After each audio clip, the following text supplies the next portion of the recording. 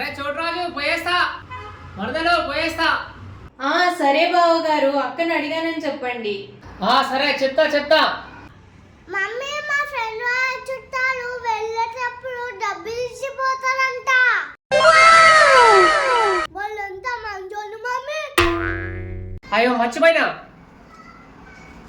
చోటరాజు ఇగో 500 తీసుకోవాలని కొనుక్కో.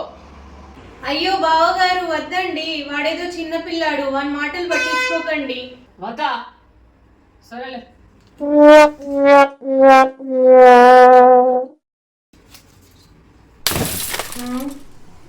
నేనేదో మాట వరుసకు వద్దంటే మళ్ళీ పైసలు తీసి జేబులో పెట్టుకుంటాండేంది.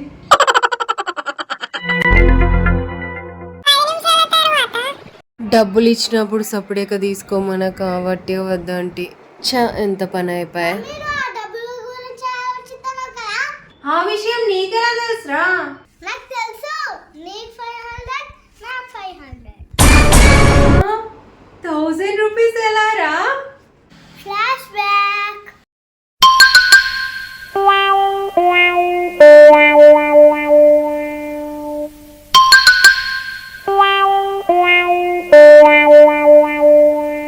మా ఫ్రెండ్ వాళ్ళ చుట్టాలు వెళ్ళేటప్పుడు 2000 ఇచ్చిపోతారంట.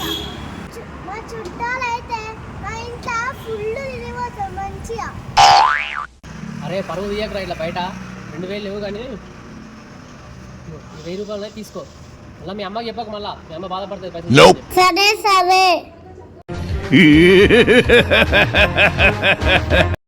వీడు 1000 రూపాయలు వసూలు చేసిన మరదలు తెలిస్తే పాపం ఎంత బాధపడుతుందో ఏందో. మంచి పని చేసినావురా. నా 500 తో నాకు చీర. మరి నా 500. నీ 500 నీ 500 తో మళ్ళీ నాకు ఇంకో చీర.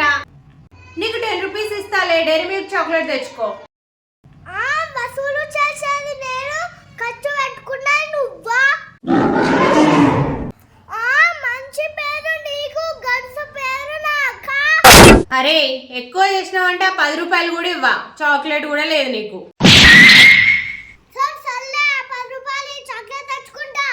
ఏందా తెచ్చుకోపో.